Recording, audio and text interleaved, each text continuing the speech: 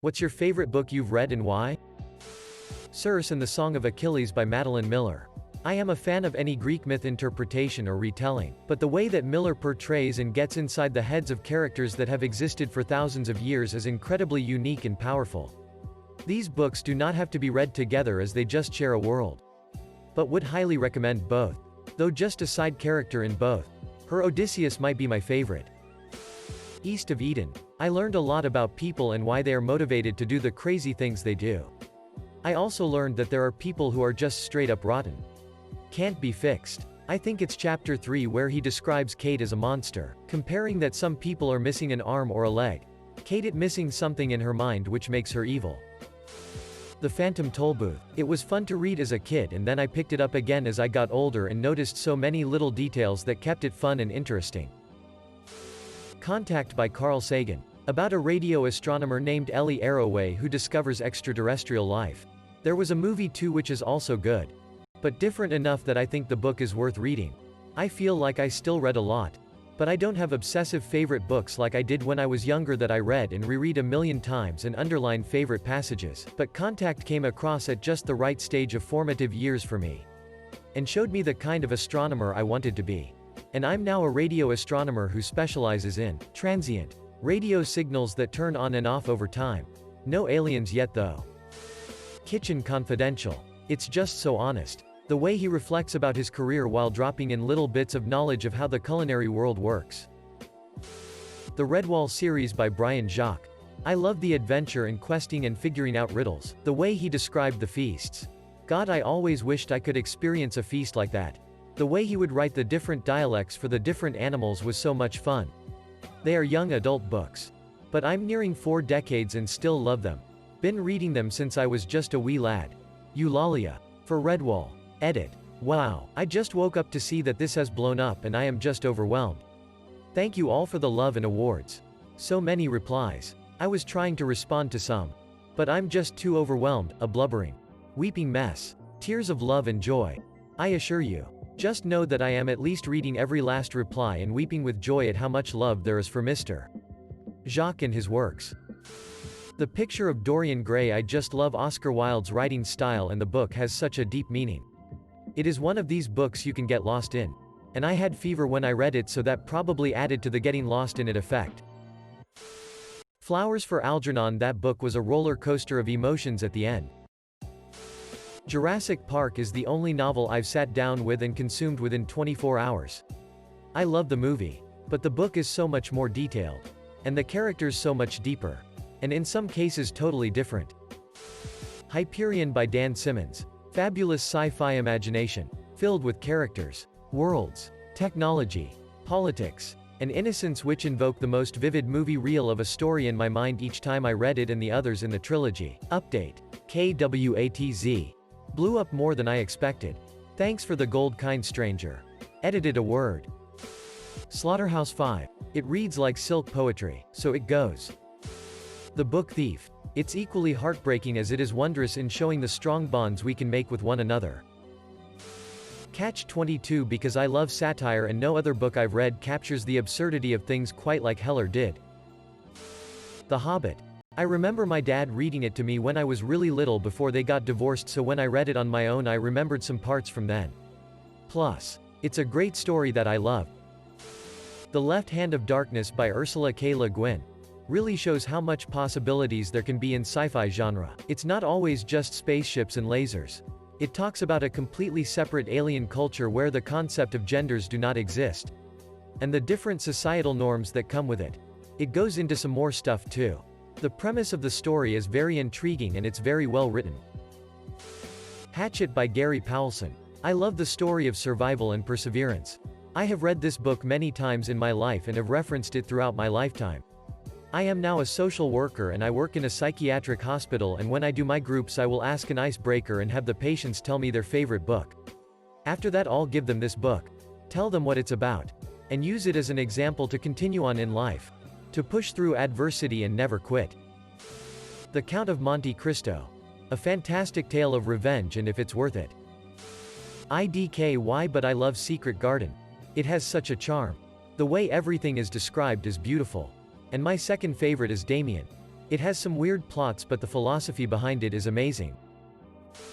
Around the World in 80 Days, Jules Verne, has always been my favorite. Since I was a little kid. Doesn't matter how many times I read it. Always amuses me like no other book. The combination of 19th century popular knowledge and the science fiction of that period shows how far we've come since then. But also how similar our targets are.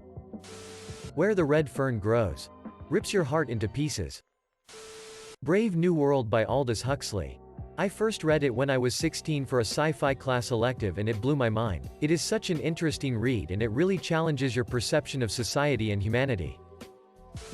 The Name of the Wind. I was jobless for a while. Super depressed. And close to homeless. That book played a huge part in getting me through all of that. I still reread it from time to time. The Ingenious Gentleman Don Quixote of La Mancha by Miguel de Cervantes. Absolutely fabulous novel that is a greatly entertaining read. It's hilarious, relatable, and enthralling. It shows that we are connected to each other across centuries. Written in the early 1600s. But it still holds up. Watership Down by Richard Adams. For sentimental reasons. The Outsiders by S. E. Hinton. Likeable characters. Very strong story and doesn't pull any punches. Best book I had to read in school by far. Velveteen Rabbit. 20,000 Leagues Under the Sea by Jules Verne. It's fantastically written. Full of suspension and I just love the overall theme. It is insanely fascinating how he could write about things without knowing they will actually exist after his time. He definitely deserves the title of sci-fi pioneer. Hitchhiker's Guide to the Galaxy, just a nice satirical book that takes the piss at every turn and looks into the mind and motivations. Where else can we learn the secret to flying? Is to throw yourself at the ground and miss? Animal Farm. 1. It was a satire. 2. I knew what it was mocking. 3. It was actually a good story. 1984 by George Orwell. Not to sound like that person who's woke AF, but it really is a book that gets you thinking. It's both fascinating and frightening. The Giver by Lois Lowry. I know it's 5th grade reading material, but it was really my gateway to how books can transport you to a different world. I know they made a movie about it, which doesn't do the book justice, as it often does. But damn, I really love that book. My second choice would be The Wind-Up Bird Chronicles by Haruki Murakami, or anything from Haruki in general. Just fantastic novels. The Martian. Hard, reality-based science fiction with a smartass protagonist in a desperate struggle for survival. Watney displays constant problem-solving that shows real resilience of character. Punctuated with moments of stupidity like anyone would have and humor that anyone would need to live through a disaster. Edit. Thank you for the gold. Ender's Game. I was 16 and a typical jock. Not a reader at all. My chemistry teacher told me to read it. Blew my mind. Yeah, I know Card is an extremely questionable human being. My 16 years old self isn't changed by what the guy is now. Motherfucking Grinch. It's about a miserable bastard who, in the depths of his mania, at the pivotal moment, stares into the abyss and says, no, turning away to the path of righteousness forevermore. It's an essential piece of modern literature and will go down into the histories. The Way of Kings by Brandon Sanderson. Norwegian Wood by Haruki Murakami. Fuck. I don't even know how to explain it. This is some real stuff that'll make you hurt in places you never knew you could hurt. If you're a sucker for a sad, melancholic, but real and honest novel, this is what you need. The Ranger's Apprentice. Siege of Mackinac. Stephen King's The Stand. It's big and intimidating, but the story is so good and written so well I found myself wanting to savor it. The story and world change throughout the book. I'm excited to leave it a few more years so I can read it again without knowing quite what is going to happen. Edit to say. Going to stick the recommendations based on this to my to-read list. Cheers for them. I came to voice an opinion and have come away with a lot more. Thud. By Terry Pratchett. Really all of the Discworld books. Particularly the City Watch series. And yesterday, the 25th of May, being a particularly important day for all the Night Watch fans. But for me, Thud. Particularly the crescendo of the action in the last act of the book, it hit me in a way that's hard to describe. I was crying from laughter, frustration, nervousness, and release. It was a truly great book. The Master and Margarita. By Mikhail Bulgakov. Such imagery. So many levels. All that mischief. The Road by Cormac McCarthy. The first time I read it I thought it was the best post-apocalyptic book I'd ever read. The second time I read it I realized it was the best love story I'd ever read. The third time I read it is when I knew it was the best book I'd ever read. Call of the Wild by Jack London. I love the whole transition and journey of the dog.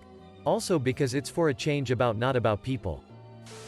Dune by Frank Herbert. If there ever was a book that could guide my life choices, this is it. It teaches me resilience. And that there is a big wide universe out there. There's a lot of philosophical and spiritual guidance out there. And I've been exposed to a fair bit. But the Dune series is one of enduring wisdom. And the layer upon layer of world building. Herbert was a linguistic genius. One downside. I read this when I was fairly young. And it ruined the genre for me in some ways because very few other sci-fi books have ever managed to approach its depth, let alone surpass it. By Lal Kaifa. Edit. Thanks to the anonymous God Emperor who has gifted me with my first golden path. And thank you for the second gilding, and for more gold. That there's C-H-O-A-M. Economic power, making it rain on Arrakis. Edit 2. Further thanks to gilding from the Landsrod Super PAC, U, Blakers 37. U, Javatma and Anonymous Navigator. I can now purchase political influence like a civilized major house.